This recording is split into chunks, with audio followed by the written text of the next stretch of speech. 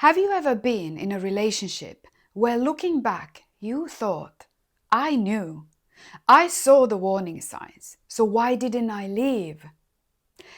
Here is the surprising part. I don't think most people ignore red flags because they don't see them. I think they ignore them because they explain them. So why didn't I leave?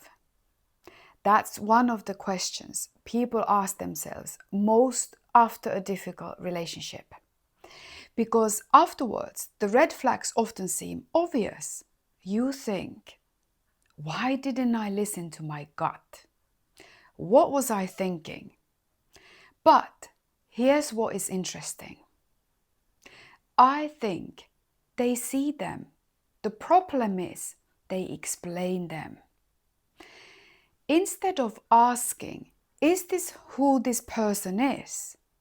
They ask, what if they are just having a difficult time? What if they are scared of commitment? What if they will change once they feel safe? And without realizing it, hope quietly becomes louder than reality.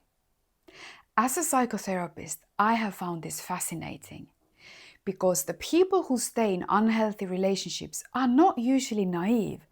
They are often thoughtful, kind, empathetic people, people who want to understand, people who see the good in others. The difficulty is that those wonderful qualities can sometimes make it harder to recognize when hope has turned into self-deception.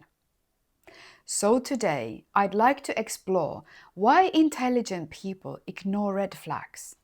What is happening psychologically when we do, and how you can tell the difference between giving someone a genuine chance and giving away too many chances.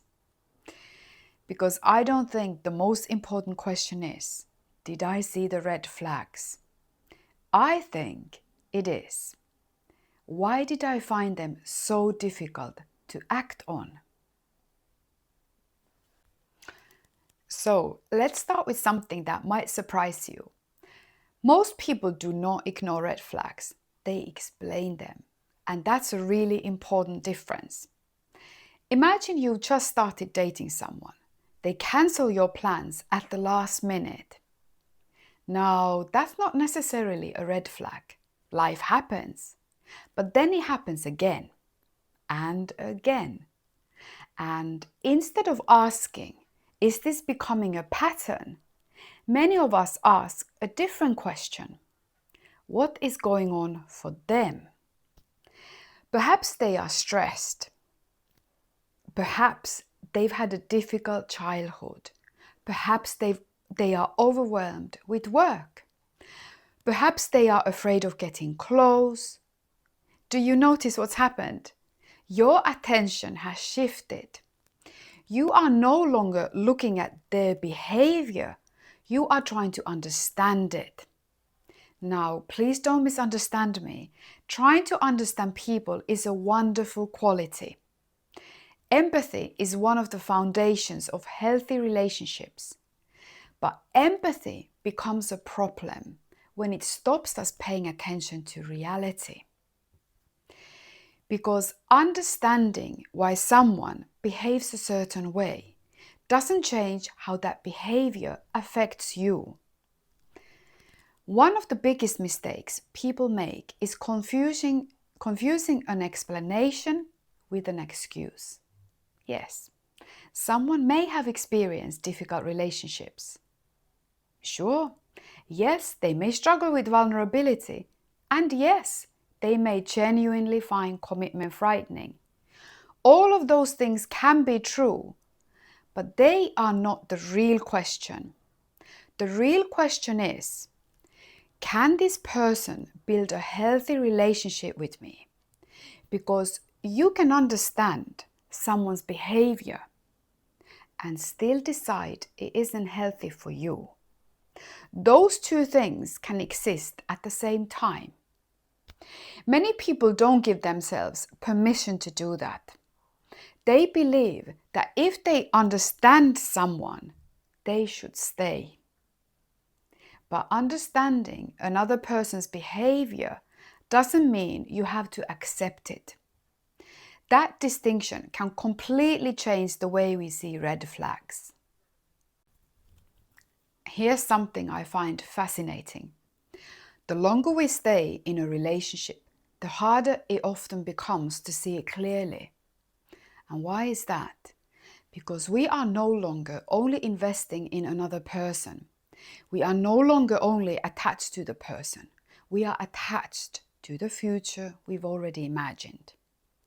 Perhaps you've imagined introducing them to your family, going on holidays together, and moving in together, growing old together. And once we have started imagining that future, our minds naturally want to protect it. I think that's why red flags become so confusing. They don't just challenge relationship. They challenge the future we have already started building in our minds. Imagine you spend 6 months with someone. You have invested your time, your energy, your emotions. Perhaps you have turned down opportunities to meet other people. Perhaps you've made sacrifices. Now, walking away doesn't just feel like losing the relationship. It can feel like losing everything you've already invested. And that's where people often say, I've already come this far. I don't want to throw it all away. But here's something worth thinking about. The time you've already invested shouldn't be the reason you invest even more. Because staying another 6 months won't change what happened in the first 6. One question I sometimes ask clients is this. If you met this person today, knowing everything you know now, would you choose them again? I think that is such a powerful question because it gently moves us away from the past and back into the present. And not how much have I already invested, but rather what am I choosing today? And perhaps that's one of the biggest shifts we can make. Healthy relationships are not built because we are invested the most. They are built because day after day we would still choose each other again. At this point, you might be wondering, so how do I know if it's actually a red flag? Because nobody gets everything right. We all have bad days. We all make mistakes. So I don't think the question is, has this person ever hurt or disappointed me? I think the better question is, what happens after it? Do they take responsibility? Do they genuinely try to understand how you felt? Do they make an effort to change? Or do you keep having exactly the same conversation? One thing I've noticed over the years is that healthy relationships are not built on perfection. They are built on repair. Every couple disagrees. Every relationship has misunderstandings. But emotionally, healthy people don't keep repeating the same hurtful patterns without taking responsibility. Here's another question I think is worth asking yourself. Am I becoming more relaxed in this relationship or more anxious? Now, think about that for just a moment. Over time, healthy relationships usually create more emotional safety. You begin to relax. You stop overthinking every message. You stop wondering where you stand. You trust the relationship more. But when red flags are being ignored, the opposite often happens. You analyze every single text. You question yourself. You keep wondering if you are expecting too much. You start feeling less like yourself. And I think that's something we often overlook. Sometimes the biggest red flag is not what the other person is doing, it's who you are becoming while you are with them. Because healthy relationships shouldn't leave you feeling smaller.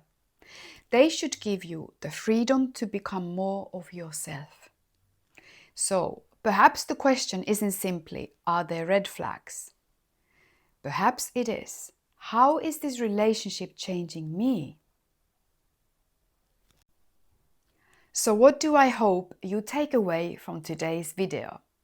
It's this. I don't think the biggest mistake people make is missing red flags. I think the biggest mistake is believing that understanding them means we have to tolerate them. You can understand why someone behaves the way they do and still decide they are not the right person for you. Those two things are not contradictory.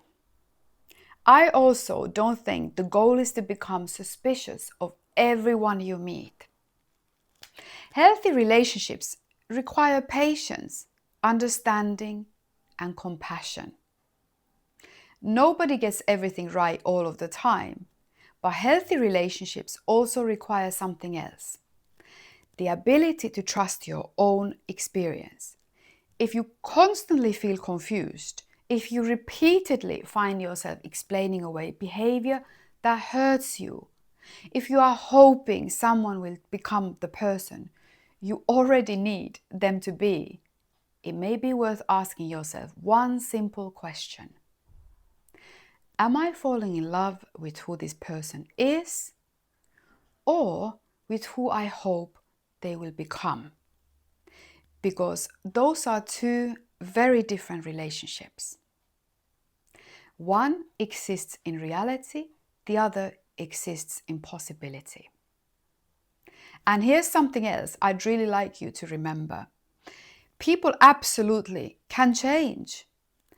However, healthy relationships are not built on the promise of a change.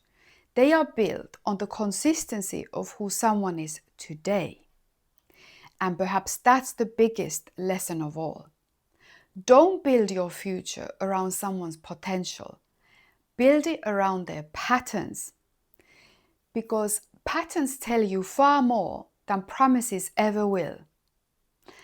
At the beginning of this video, I asked you, why didn't I leave? And perhaps your answer is not, because I didn't see the red flags. Perhaps it is, because I kept hoping they would disappear. And that's a very different question.